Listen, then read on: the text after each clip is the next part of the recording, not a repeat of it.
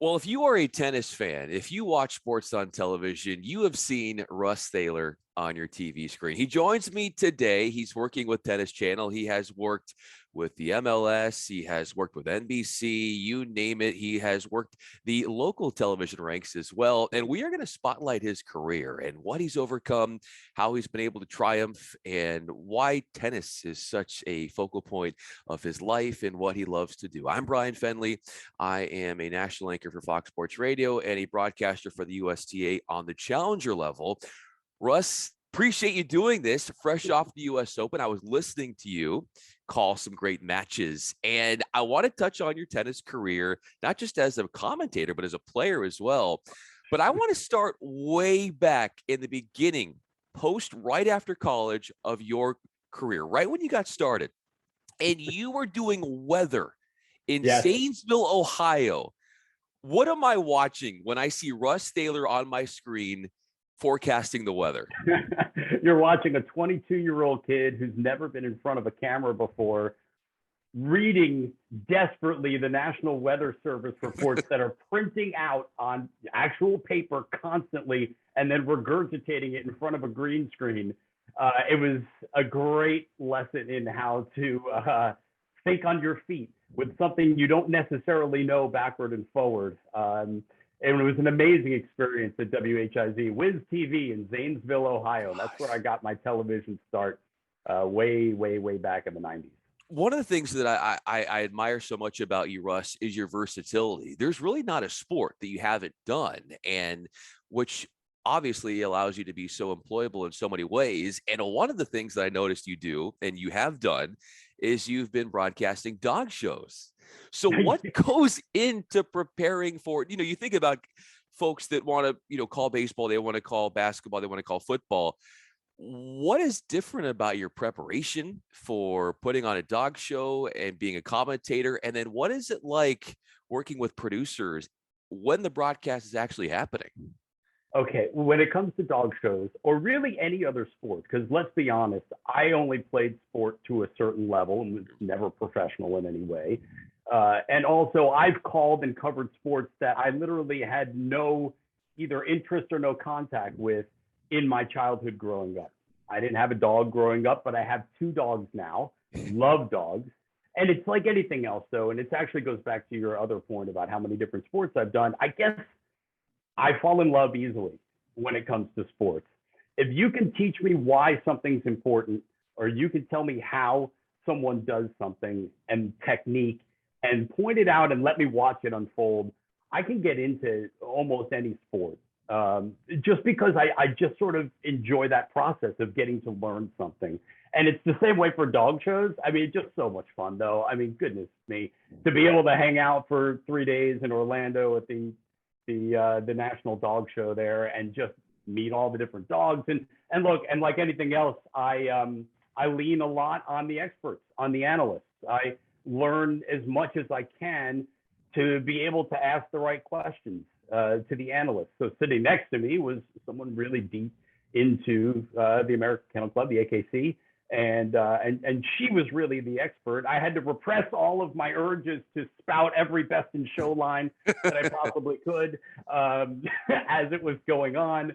I loved the fact that when the dachshunds came out, I said just offhand, when I was growing up, we called them wiener dogs. Do you call them wiener dogs? Yeah. She deadpan, not here. Not here. So I loved doing the dog shows. That was amazing and so much fun. And it actually just gave me a chance to just be a dog lover and take pictures of dogs and meet all sorts of stuff. But I'm kind of like that with sports too. When I get involved and when I get my teeth into something, I really just want to love it. And I become sort of a fan of the sport itself in that way. Well, you got your teeth into playing tennis early on. That seemed to be one of your biggest loves growing up. And you played at the college level at Emory. And I think maybe at one point you realized, hey, as much as I love college tennis, perhaps professional tennis, you'll be a part of it, but maybe not just as a player, as you've seen what you've done now. But what would I have seen in a match, Russ Thaler at Emory University, the competitive drive, the desire to win? What am I looking at as far as his energy on the court? See, by the time I got to Emory, and I'll be completely honest about my tennis career. The greatest achievement in my tennis career was actually making that team. Wow. All right, so I was cut my freshman year from Emory's tennis team because I wasn't good enough and I wasn't prepared enough. And I don't know why the 17-year-old me, I was young when I went to college. I was 17 when I started down there in Atlanta. I don't know why I was able to process that, but I was able to understand pretty quickly, like, okay, level-wise, I'm good enough to be on this team. Physically and competitively, I'm not. And I realized that within the first couple of days. And it didn't shock me at all to actually get cut from the team. Emory's a very good Division III tennis program. Because it's D3, there are no scholarships, and it's just tryouts. And the coach, I had met with Coach Don Schroer, who built an amazing program down there. And John Browning has turned it into an absolute juggernaut with multiple national championships. When I talked to the coach, I apologized. And I said, look, I know you were expecting one thing, and so was I, and I didn't live up to that. And I have no idea why this 17-year-old me was mature enough to do that, because I was so immature in so many other ways. But I worked my butt off. The rest of the year, Coach Schroer actually set me up with a league team in Atlanta, Alta, an amazing tennis league system in Atlanta. And I worked my butt off all summer playing men's opens tournaments. And when I got back to Emory in the fall, I tried out again and made the team, and kind of felt like I made it in a way. And that was sort of the end of the line as far as any sort of competitive success. I was a fairly insignificant Division III tennis player. I think I was a pretty good teammate. I was actually really good at coaching my teammates during matches. And I think that actually lends itself to what I'm doing now. I think my best contribution to the team was actually talking a few of my teammates through some really intense matches and helping them figure out how to win. And so competitively on the court, you would have seen a left-hander with a pretty nasty kick serve, who really was just a grinder. I mean, I was just doing my best to hang on most of the time. I like to move forward, and I like to volley. I was a better doubles player than singles player. And that's what you would have seen, a tough lefty, a tough out, if you will. But I definitely picked up my share of L's. And but I came to tennis from a different way than a lot of competitive kids did, because I grew up, the most important thing to me was playing tennis with my dad. My dad was a tennis player, taught himself to play on a wall, ended up getting good enough to play in college. He's at the Hall of Fame at Monmouth University in New Jersey. He went 64-4 in his college career. And NAIA Monmouth at the time, and now they're Division I. But we played father-son tournaments from the time I was 10. I remember losing 1-1 and 0-0 the first couple of years, and then we started winning some matches. And I remember getting off the court when we lost in the final of the Eastern Indoors, and I can't remember the year, but it was such a great match. And I was having so much fun, and we lost like 7-5 in the third. And I remember coming off, and one of the other parents came up and said, man, I was rooting for you guys to win, because you guys just looked like you were having fun and you were smiling all the time. And that's my that's my mantra with tennis, is that it should be fun. I kind of realized when I was like 12 or 13, I wasn't going to be a pro. I just wanted to go as far as I could with the game. And my goodness, I'm still in the game. It's kind of amazing. Oh, you still are, and you are going to be on Tennis Channel later today. Russ Thaler is with us. He is on Twitter at Russ Thaler. I'm on Twitter at Bryan Fenley. Beyond the tennis court, what was your relationship like with your dad growing up? Look, I think sports was the ties that bind, right? My first love was baseball, and I actually played baseball very competitively into high school on summer league teams and whatnot. I was a catcher. My dad was a catcher. He never pushed me towards that. In fact, my dad never really pushed me towards anything. And sometimes I wondered, like, had he pushed me more, would have I achieved more? I also know that had he pushed me more, our relationship wouldn't have been what it is to this day. And I appreciate that, and I respect that. And honestly, I try to emulate that with my kids too. I have 3 boys of my own. And, the idea of pushing them athletically just isn't something that I'm interested in.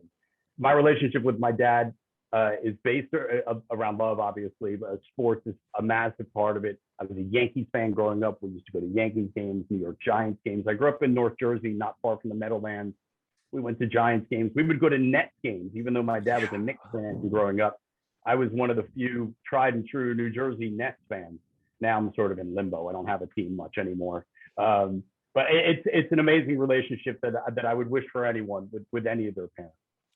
You had said that your dad did not push you that much, or he did, but it was out of love, and he was very respectful of your space. How in your career would we see you pushing yourself the most? What does that look like? Where are you hardest on yourself? Oh gosh, I am hardest on myself in the sense that I can't stand watching my work or listening to my work. I think a lot of people are kind of like that. I don't sound on TV like I sound in my head. So it always it's a little bit awkward. I'm sure you could go through that too if you watch some clips. It's you, but it's like it's a little bit out of body.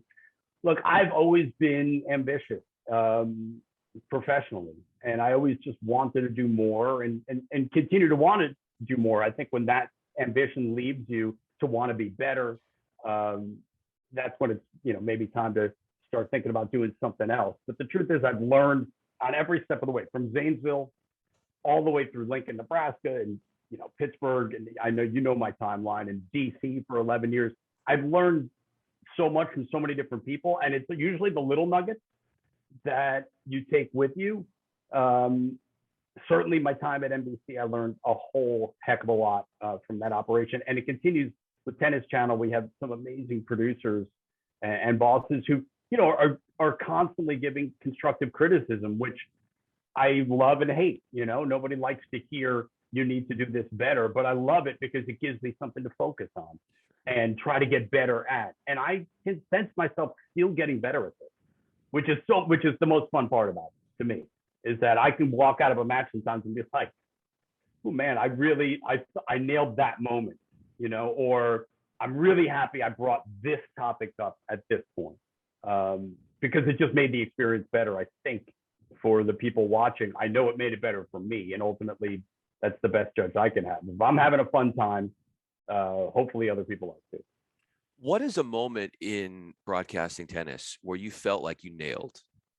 That's a good question. I don't know if I have one specifically in my head. I've been able to call some really crazy matches and cool matches. I remember George Tsitsipas from the lockdown US Open in 2020. It's the one where Stefanos blew 6 match points or 7 match points, I think, and lost in 5. And his dad was, he made his dad leave. Yeah, I remember that. His dad's walking around and I remember calling that match with Mark Woodford and just feeling like, I think we've captured this. And it's not just us and the words we say. A lot of times it's what we don't say and when we don't talk and how we let things breathe. Because in a lot of ways, when you're calling matches, at least now I feel this way, you're producing and directing in your own head.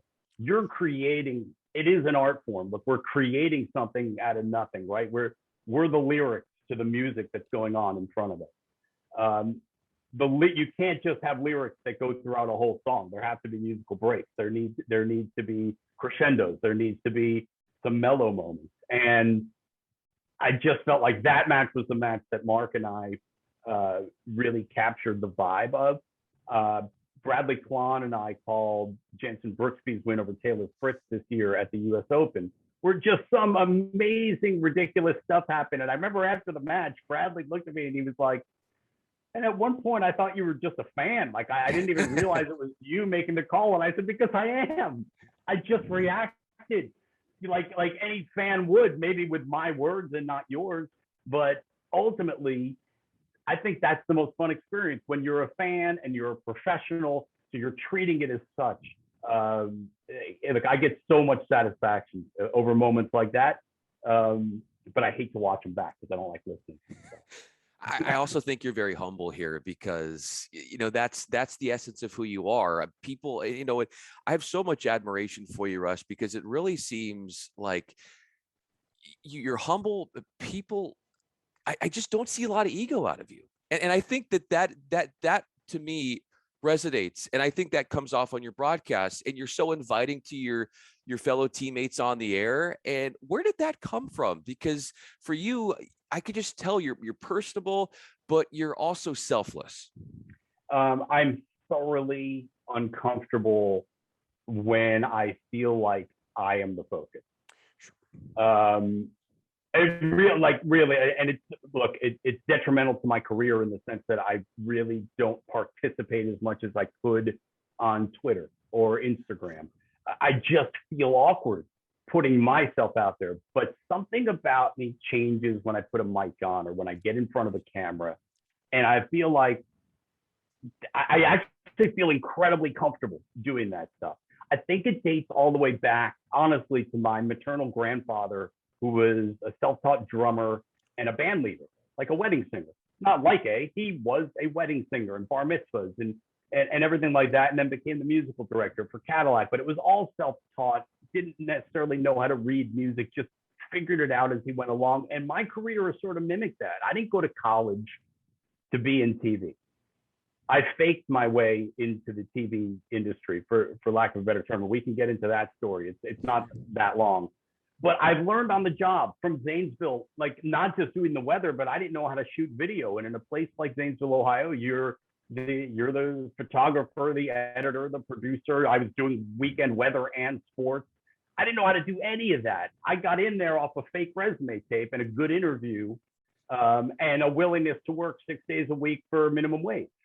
And I learned behind the scenes and in front of the scenes, and I kind of learned the grassroots of television on the job. And all of those experiences lead me to being comfortable being me. But it's taken me 25 years to get to this point. And I just wonder how much better I can be still. Oh, absolutely. So let's go to that resume tape. And if I have my facts right, it involved you meeting somebody who was a camp counselor of yours, or something. So let's put all of the pieces together here, build the Lego blocks as to how you decided on the content that you put in that tape, and then you sending it out and what you were expecting. Okay, so let's remember that technology was different at the time than it is now. Okay, we're talking 1995. I'm getting ready to graduate college. I am an ESPN Sports Center junkie. Finishing up my college tennis career with an ankle that I sprained on a beer-soaked fraternity dance floor that knocked me out of the NCAAs my senior year. I didn't make the trip because my ankle was the size of like a softball. And that was the end of my college career. And I was thinking, I just want to do that. I know I can do that, what I'm watching on TV, but I have no idea how to do it. An old camp counselor of mine who's about 2 years older than me. His name is Scott Fisher. He's the chief meteorologist at the Fox affiliate in Austin, Texas, and has been for a long time. And I owe my career to Mr. Fisher. Great guy. I called him up. He was in Bristol, Tennessee / Virginia, separated by the state line, where they host a couple big NASCAR races every year. And he was just starting out in the business. And I said, Scott, I want to get into this. I don't know how to do it. He said, come on up. So I drove up, and he took a camera, because in those markets, even as the weekend weather guy, he had to be able to shoot and edit and do news stories. We went out in front of a courthouse, and I put on my suit, and I said, the jury's been deliberating for 3 hours, and as soon as there's a verdict, we'll have it for you right here on Action News. Then we went to a Little League field, and I did the same thing. 16 teams from 3 counties are here for the big weekend tournament. All the action coming your way in sports, and then he took some of the highlights that came down off the satellite feed for I think it was an NBC affiliate. And he spliced together a 2-minute reel of every different sport that was going on at the time. And we called it the Sports Flash. And I voiced it in hockey. Teemu Solani with the winner for the Anaheim Ducks. And NASCAR, Bobby Labonte takes the checkered flag. And so I called it the Sports Flash, and I put that together and sent it out to every small market station in the country that was looking for entry level, which meant no experience. And I got a bite. I got a bite, and then I interviewed for the Zanesville job, did not get it, moved back home, started working for a gambler's hotline called Sports Phone in New York, where a lot of big time New York TV and radio people cycled through. It was a 900 number that gamblers would call, and every 10 minutes we'd update you on every score. Wow. And one of my longest and closest friends, Jared Goldman, or Jared Max, as he's known in the industry, worked at ESPN Radio for a long time, CBS Radio, and is now with Fox News Radio. Jared helped me get in at Sports Phone. I worked there for 9 months, making $6 an hour, sleeping at home, spending $11 each way on tolls to get from New Jersey to Long Island to do the job, and met some amazing people like Don LaGreca, who was my first boss there. And Don LaGreca is a big time radio personality in New York City. And his brother Dave is doing amazing stuff on Busted Open Radio, on Sirius XM Fight FC. And I kept sending out tapes. And Zanesville called me back. There was turnover. They remembered me. And I drove back out to Zanesville and got the job. And that's how it all started. Wow. It's all persistence. It is staying in the game. And it's probably, I would think at that point, Russ, you had thought, oh, okay, maybe they're never going to give me a chance in Zanesville. But it almost seems at times when we least expect things to happen, or we don't think it's going to work out, that those opportunities kind of come to the fold. I love the story about your maternal grandfather, and I was going to ask you about him because he was a band leader for 40 plus years. Yeah, 50 plus. 50 plus. Yeah. The one thing I wanted to ask you was, you talked about this earlier about, what a teammate you are in the broadcast realm and how you're so inviting and welcoming to those around you in a broadcast, because you don't want the focus to be solely on you, because you get uncomfortable because you're selfless. And that's what I see. Even as a viewer, you can tell that you have that egoless personality about you. And I just think that makes the broadcast so seamless. And so I'd love to ask you about one of your teammates who I adore as well on Tennis Channel. I look up to him. I think he's hilarious, is Prakash Amatraj. And is he this fitness guru that we all see? Like, how fit is this guy? Prakash is the real deal. What you see on TV is what you see in Prakash in person, in the green room. The fitness stuff is no joke. I have worked overnight at Tennis Channel, calling matches, across the globe, and he has massive stacks of like ground turkey and sauteed spinach packaged up for him. And like during a changeover, he's just wolfing down food. I mean, he has it down to a science. He's got his nutritionist. The amazing thing about Prakash, I'm about 5'7". I'm not a tall guy at all. Prakash is probably 5'8", 5'9", and I think he weighs less than me. And I think his arms are like as big as my head. Like it's like, no, he's an inspiration actually in how hard he works at everything. Prakash is one of those guys who throws himself 100% with passion and love into everything he does. That is not made up at all. That is Prakash. He's just a great essence to be around. I love it. And I think he would say the same thing about you. I got one final question for you here. And that is, when you're doing those overnight TC broadcasts, what goes into your preparation for one? And then what is it like being in that broadcast room and doing the broadcast, even if the tournament is halfway across the country, and just having the singular focus to make it look so seamless to where the viewer says, oh, Russ, he has to be there. Of course he is. Well, first, I'd never say I was there if I wasn't. That's sort of like a cardinal rule. The preparation is exactly the same. It's just different hours. Look, I'm getting ready now to do tournaments that are in Chicago and San Diego. So the times are more normal, if you will. But if I was calling, if the China swing was going on and Shenzhen was happening, and I was working overnight here in LA, the prep is exactly the same. And you just sort of get into it. And that's, I think, been my greatest growth as a tennis commentator. You mentioned I called all these sports, but I never really called tennis until I started working for Tennis Channel. So my first sporting language I didn't get to use it until I was way deep into my career. In a lot of ways, when I first started with Tennis Channel years ago, I was more of a fan than a broadcaster at first. All of a sudden I'm in a room with someone who speaks the same language as me. It was Paul Anacone, who I was on my first match with. And I remember just calling the match. I wasn't even calling the match. I was like, I'm just going to talk tennis with Paul Atkins. And I remember saying something about whether it was a pattern or whether it was just how someone, turned defense into neutral, then offense really quickly.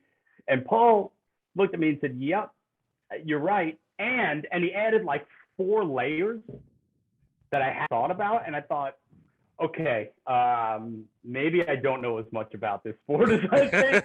And I should stop being a fan so much and start being more of a broadcaster. That's been the transition for me with tennis. Is I love it with all my heart. It's been part of my life for as long, probably since I was about 8 years old. I still have vivid memories of the first time I went out on the Fair Lawn High School tennis courts with my dad, and I was swinging with 2 hands off both sides with this like aluminum racket.